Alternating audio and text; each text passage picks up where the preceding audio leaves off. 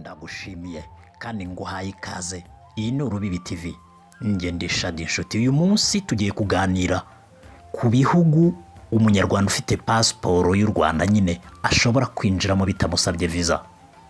Tuguhaye ikaze. Buri gihugu cyose cyo ku isi gifite uburenganzira n'uburyo buri mpuzamahanga bwo gucunga urujya n'uruza ku butaka bwacyo. Ubusanzwe kugira ngo usohoke mu gihugu cyawe ugomba kuba ufite icyangombwa kikwemerera gusohoka mu gihugu cyawe, aricyo pasiporo, laissez-passer cyangwa ikindi cyangombwa igihugu cyawe cyemeranijweho n'icyo gihugu nyine ugiyemo, ID.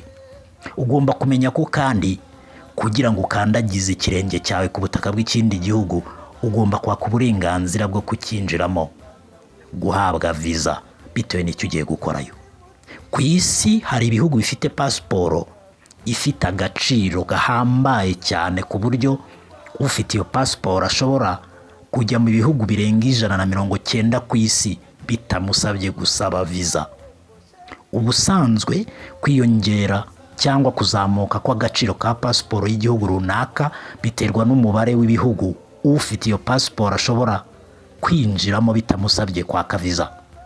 U Rwanda narwo ruri mu bihugu biri kuzamura agaciro ka pasiporo yarwo ku isi bitewe n'uko umubare w'ibihugu uyifite ashobora kwinjiramo bitamusabye visa ukomeje kuzamuka.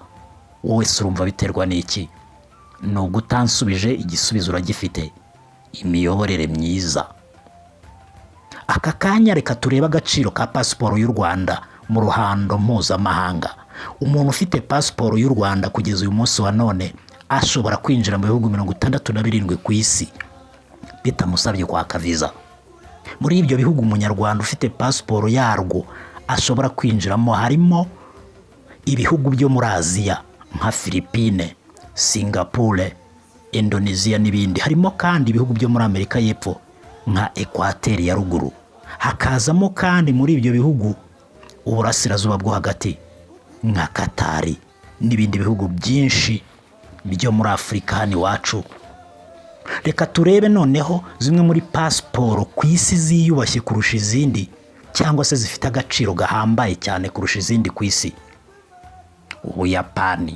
Ubuyapani nicyo gihugu cya mbere ku isi gifite pasiporo ihambaye ifite agaciro kari hejuru kurusha izindi zose ku isi. Utunze pasiporo y'igihugu cy'Ubuyapani ashobora kwinjira mu bihugu 193 ku isi bitamusabye kwigora yaka visa yaho rwose. Igihugu cya kabiri ku isi gifite pasiporo ifite agaciro gahambaye kurusha izindi ni Singapore. Singapore utunze pasiporo y'iki gihugu ashobora kwinjira mu bihugu 192 nta visa asabye rwose. Ubudage na Korea y'Epfo ni ibya gatatu bifite pasiporo yiyubashye cyangwa ifite agaciro kurusha izindi. Ufite pasiporo y'ibihugu byombi ashobora kwinjira mu bihugu 191 nta visa bimusabye. Finland, Luxembourg, Espagne n'Ubutaliyane ni ibya kane bifite pasiporo yiyubashye cyangwa ifite agaciro kari hejuru. Ufite pasiporo y'ibihugu tumaze kuvuga ashobora kwinjira mu bihugu 190 ku isi nta visa asabye. Danemark na Autriche biza ku mwanya wa 5. Ibi bihugu bifite pasiporo zihambaye kandi ziyubashye. Ufite pasiporo y'ibihugu byombi tumaze kuvuga bibiri, Danemark na Autriche, ashobora kwinjira mu bihugu 189 nta visa asabye. Amerika, USA n'Ubwongereza, British biza ku mwanya wa 7 ku kugira pasiporo zifite agaciro kari hejuru cyangwa se ziyubashye. Ufite pasiporo y'Amerika cyangwa se Ubwongereza ashobora kwinjira mu bihugu 187 ku isi nta visa agombye gusaba.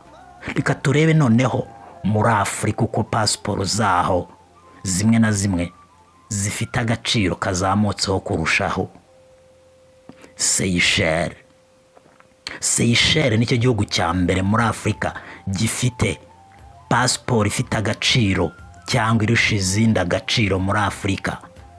Ikabiza no ku mwanya wa 27 ku isi mu bihugu bifite pasiporo ziyubashye kandi zifite agaciro. ufite pasiporo ya Seychelles yemerewe kwinjira mu bihugu 150 ku isi nta viza agombye gusaba.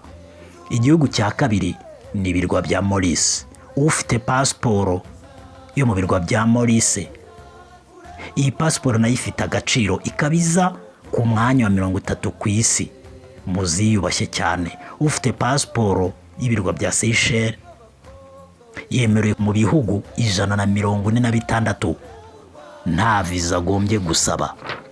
Reka dusimbukire iwacu hano muri East Africa, Afurika y'Iburasirazuba.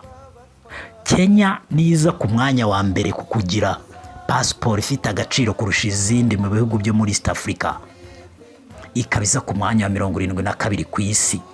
Ufite pasiporo y'igihugu cya Kenya yemerewe kwinjira mu bihugu 72 ku isi nta viza asabye. U Rwanda ruza ku mwanya wa 87 ku isi ibihugu bifite pasiporo zifite agaciro. Ufite pasiporo y'u Rwanda yemerewe kwinjira mu bihugu 67 ku isi nta viza yatse. Ibyo bihugu tumaze kuvuga umuntu ufite pasiporo y'u Rwanda yemerewe kwinjiramo murabisanga kuri screen zanyu, twabiberetse byose uko ari 67. Ndagushimiye ko wabanye nanjye, ngushimiye kudukurikirana. Iyi ni Urubibi TV, njye ndi Shadi Nshuti. Mugira amahoro, turabakunda.